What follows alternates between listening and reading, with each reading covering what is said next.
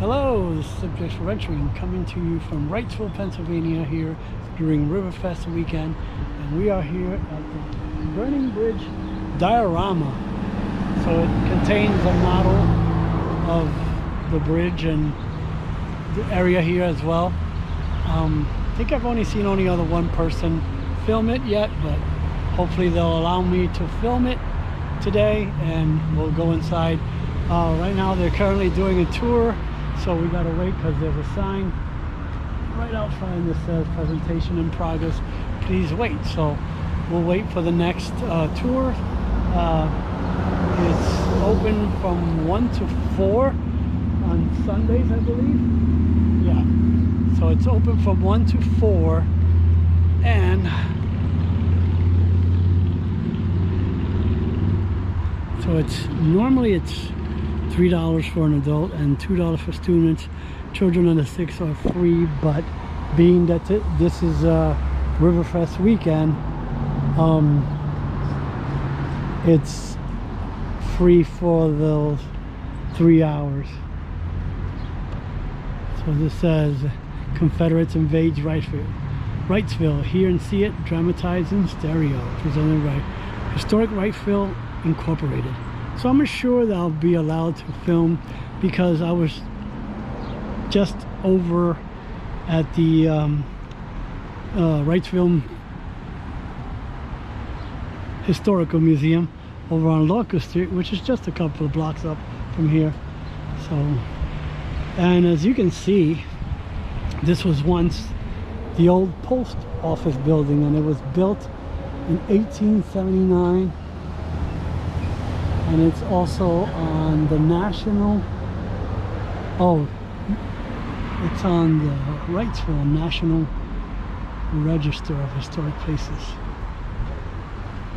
So right now I can hear the presentation going on, so we'll wait till they're done and go check it out.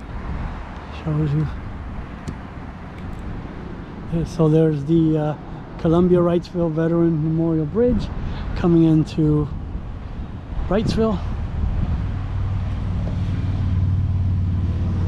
And in the future, I'm going to do a historic walking tour because I received a pamphlet from it. So good. This is the inside of the diorama. We have a presentation.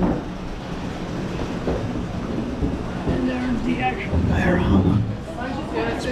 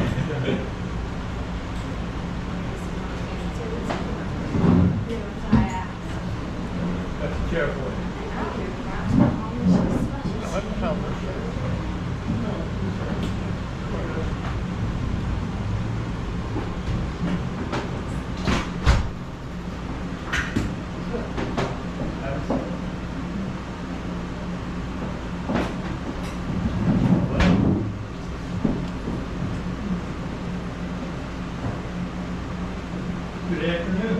Good afternoon. My name is Bob Eiserman. I live here in Wrightsville, but I'm a newcomer. I've only been here 11 years. Lived in Marietta for 42 years, and grew up in Lancaster County. How many people are from Lancaster County? How many are from York County? Good. I guess some bad things to say about it. Anyway, I taught high school history at Columbia High School for about 10 years. And then went off on another route. But what we have here today in this building is our little diorama, the presentation of the skirmish in Wrightsville that preceded that major battle in Gettysburg. Now I'm going to tell you about the diorama and then a little bit about the background of this date. And anytime you have questions, interrupt me. This is a visual audio presentation A little bit of low tech. It's not, I think it was originally done in the 1990s, so you know, we don't have big flashing lights. It's nothing. Anyway, what this represents is Wrightsville on June 28, 1863. Now, this is the bridge that we're all here about, the burning of the bridge. We're fine. All right. This is the bridge. This is the Susquehanna River. The bridge itself is a private toll bridge. It's owned by the Columbia Bank. It's not a state bridge, not a federal bridge. It's a private toll bridge. And it has 4 openings. I'll tell you about those in a minute. This is Pelham Street, right out here. And in 1863, it went straight down to the bridge, where John Wright is now. And this is Front Street. And this is Second Street. And we're about right here. I mean, Second and Front, although this building wasn't here at the time. This building was across the street and down half a block, and it was the post office in Wrightsville. And then they were going to tear it down and put a parking lot in, and Historic Wrightsville, Inc., the museum people, bought this building and got permission from this property owner at the time to sit it on this corner, and so that's how it got here. It was a barbershop for a while, but when it came here, it was built for the Diorama. So this was here at the time? This building, not in this location, but this building was I think this building is after 1863, right now, structurally. Okay. Anyway, what most of Wrightsville is on the north side of Pelham Street at this time. A few houses and a few streets were laid out over here. This is the Detweiler Farm, which is referred to in the figure. Now we have 6, 7, 8, and all that stuff. This is Cool Creek Road, and this is the Cool Creek Golf Course today. And this is the Dodge dealer, Susquehanna Dodge and Oil Farms over there. Wow. So that's the deal. Also over here, this is the Susquehanna River Canal. It came up from Haverty Bridge, Maryland. And then it crossed over, before this bridge was built, they used a ferry to take the goods to haul the boats over and hook up to the Pennsylvania Canal and the Union Canal in Middletown. But when they built this bridge in 1834, then a few years later, they put an addition on it. And I'll show you why that's an engineering feat for 1840. The bridge had 4 openings, one for Pelham Street traffic and one for railroad. And then 2 double-decker tow paths for mules for the canal boats. Oh. Now the ingenious part is, on this lower line, it would run a short line connected to the canal boat. On the upper path, it would run a very long line rowed across this roof line so that they could run boats over and back at the same time, instead of having to wait till it comes over and back. We just continually kept it running. So pretty ingenious for 1840. That's when that part was added. Now, the soldiers lying out here, placed out here, these are representing the Union troops. Now these are of course Union troops, but they're not regular Union Army. These guys were pulled together about 3 weeks before this. This is the 27th Pennsylvania Volunteer Militia. It is all local people from Lancaster, York, Berks County, Schuylkill County, Lehigh County, and they were pulled together into Harrisburg and then sent down here to defend this bridge. They are about, at the time of the skirmish, there are about 12 to 1,400 of them. These guys over here represent 2,500 Georgia veterans that have been fighting for several years with 4 cannon. And the Union didn't have any cannon with them. Actually, they did have cannon in Columbia, but the state had not yet sent down any ammunition. so it's pretty good. Pennsylvania, right? Yeah. So these guys are veteran soldiers. They're the lead corps of General Jubal Early. Now let me explain a little bit of the background. Right now, June 28th, not now, but June 28th, 1863. Lee is in Chambersburg. He has moved up across out in the Mason-Dixon line. And his main force of 75,000 are in Chambersburg. His lead corps are three-pronged. This corps was led by General Jubal Early. And Jubal Early's lead corps is General John Morgan. He's in front of Early's group. General Richard Ewell is marching up Carlisle Pike, Route 15, to Harrisburg. Lee's objective is Harrisburg, not Gettysburg. Gettysburg has no strategic value at all. That just happened to be where the two armies collided. And Lee's going for Harrisburg and Philadelphia, and then he wants to steal his liberty ball. No, I meant Virginia. That's fine. But they did want to get to Philadelphia. But they wanted to take Harrisburg first and demoralize the North. They wanted to capture a significant capital in the North, and Harrisburg was the North. So Lee's over here. Ewell's going up north. General Early's coming in through towards York, Gettysburg towards York. There's a small contingent down in York and Adams County, and there are some cavalry and mixed people. And their objective is to tear up some railroad lines and destroy some telegraph lines for communication. So they're here, and General Early's main body is moving towards the bridge. Now they're either going to destroy it or take it, but they hadn't decided yet. They want to see what they're up against. So that's the layout. Do you have any questions before I start the video? I'll let this run for a little while, and I'll be back to tell you more. Be a black mark on the city of York for quite a few decades after the war. In fact, local historians rarely mentioned it in any account until about the 1890s. They were embarrassed by it, I guess. But to their credit, this committee of safety was made up of the leaders of York City, and they didn't want their town destroyed and looted and burned, and their people killed. And there weren't many soldiers around to defend them. So they surrendered and paid $50,000 in ransom to the Confederates early for their town not to be touched. And so the Confederates marched right through York during church services, right? All right? Question. Yes. Who got the $50,000? Ooh. Two privates stole, no, I don't have any. But it was given to the general.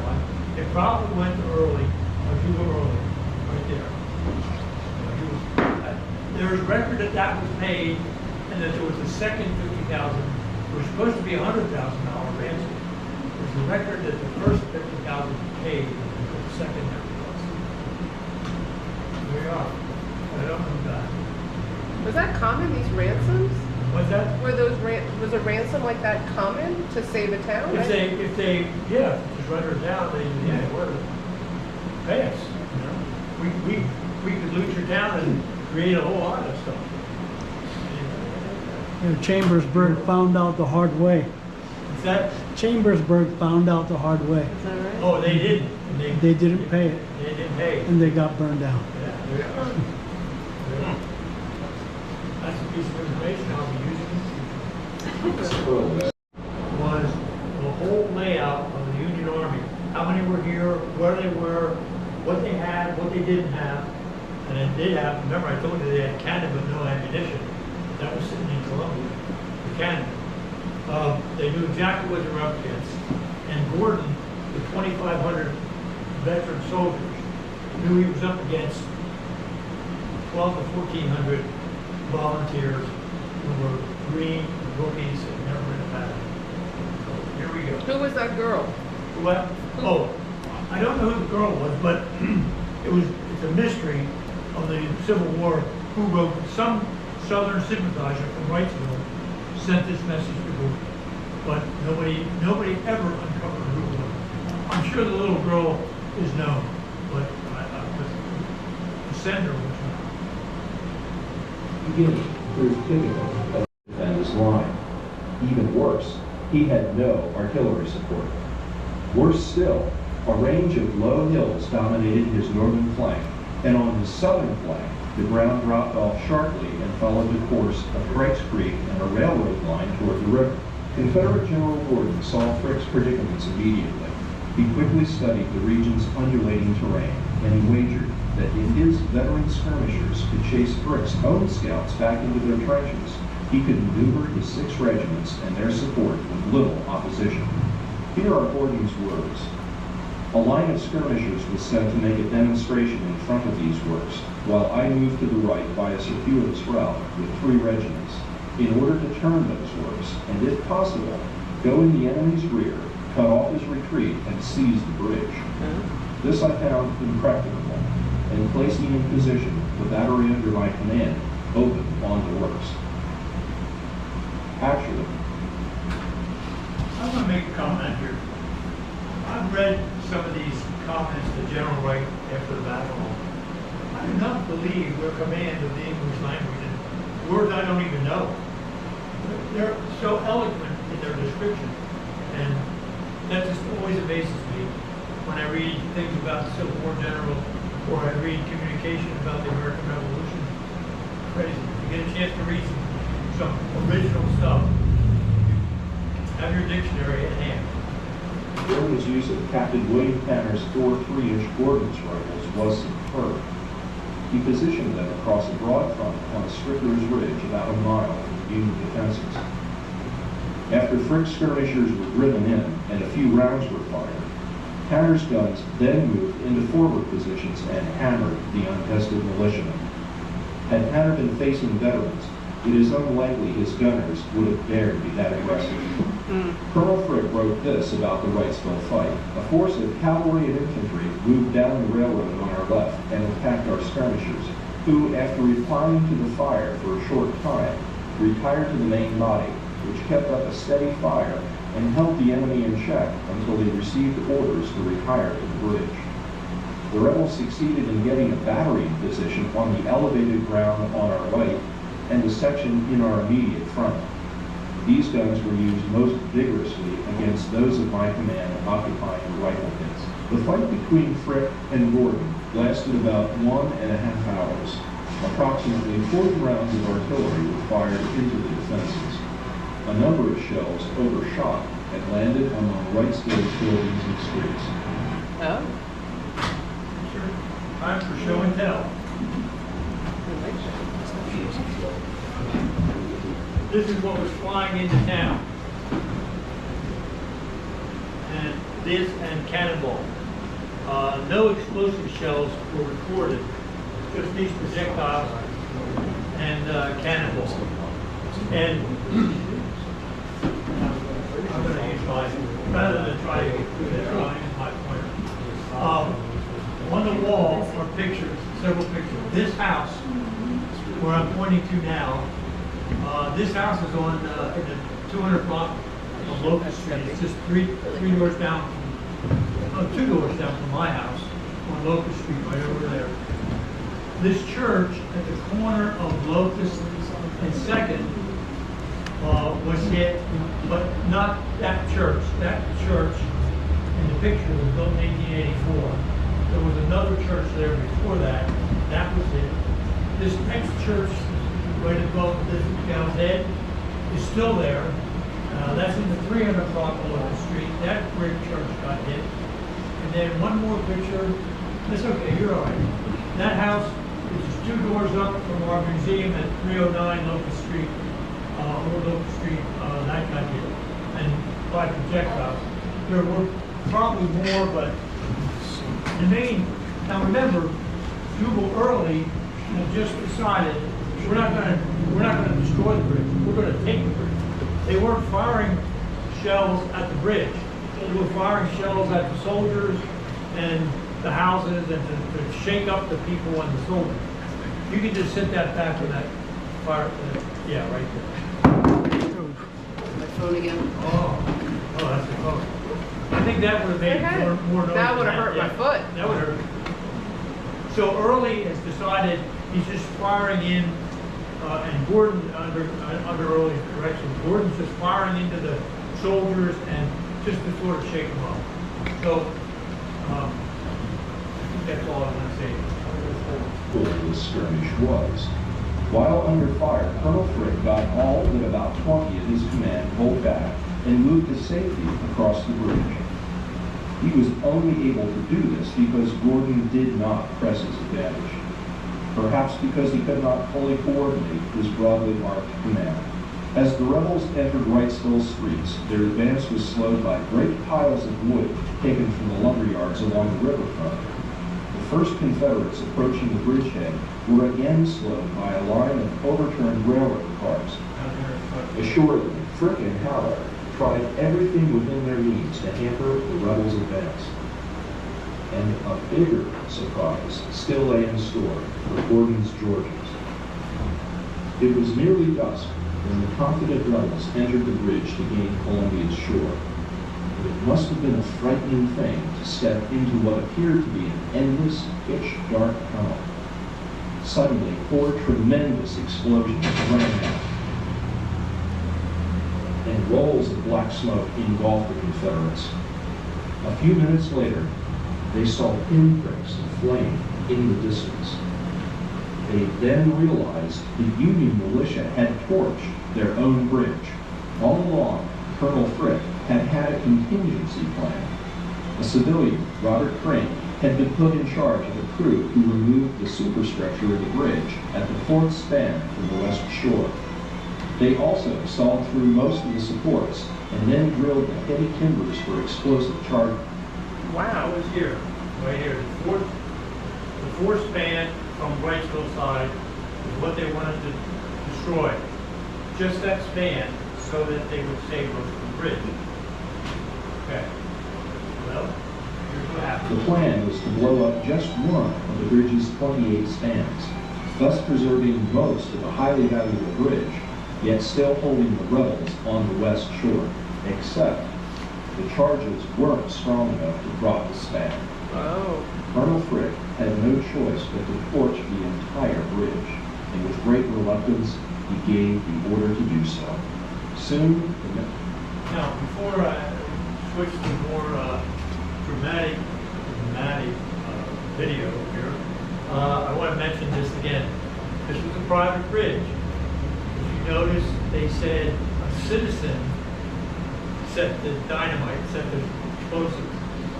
Well, that was because, well, it is documented that the Union soldiers did not light the bridge, that the same citizens who were in charge of the explosives lit the bridge. They poured kerosene as they retreated and lit the bridge.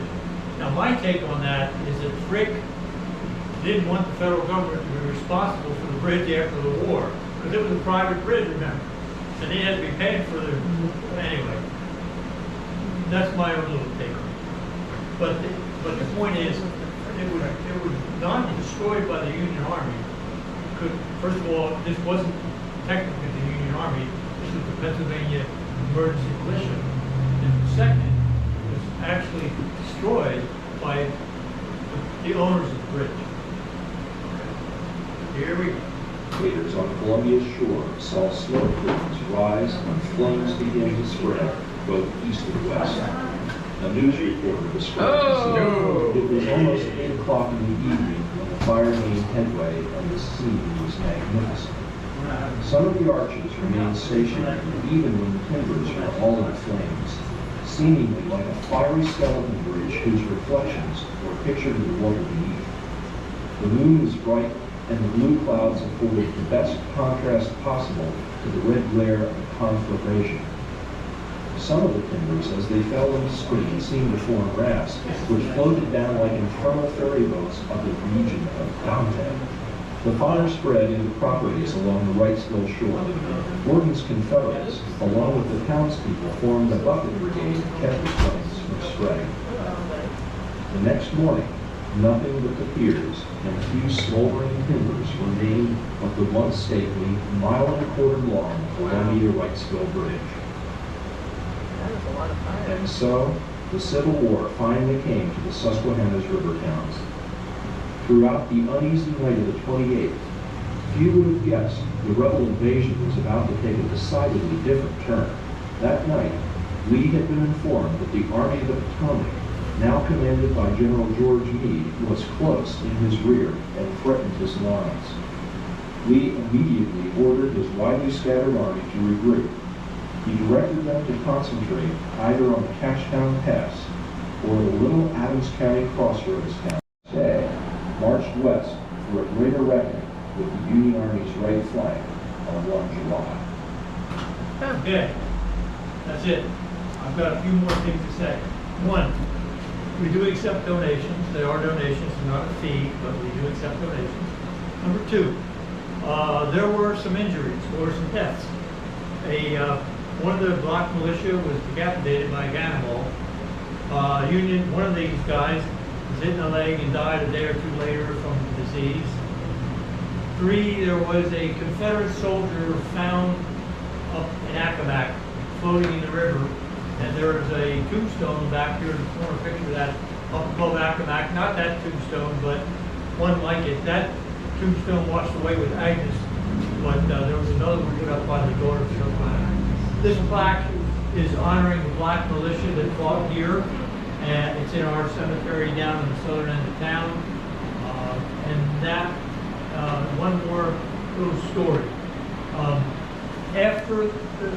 You heard him say that the flames caught houses on fire on Front Street. Well, before that, when the bridge first started to burn, Gordon sent troops in to get buckets, and the town people said, "We don't have any buckets. The Union Army took them all." But when the flames caught the houses, a whole lot of buckets appeared. And so Gordon and his troops helped put out the flames in the private residence. As a thank you, the mayor and his daughter or niece named Mary Rewall served breakfast to General Gordon and his staff in this house up here on Helen Street, which is still there. There is a Lutheran church now beside the house, which would be over here. But this house is just a half a block up the street, and there's a plaque commemorating that. Now, General Gordon asked her, "Are you a Southern sympathizer?" And she said, "Absolutely not. My husband is a sergeant in the Union Army. I'm not a Southern sympathizer. I'm just thanking you for helping put out the fires." So, Philadelphia newspaper about 3 days later branded Mrs. Rewall a traitor for serving breakfast to the Confederates during the wartime.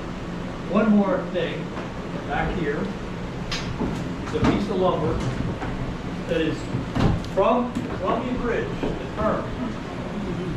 It's got an engineering thing, charred, and that's our urban legend from Wrightsville. Not been carbon dated to prove the date, but we're pretty sure it was the bridge. As the narrative told you, they big pieces of lumber floated down like a raft. Well, some farmers pulled that lumber in and built a barn right after the Civil War. And in the late 30s or 40s, they were going to tear the barn down. And an antique dealer from Columbia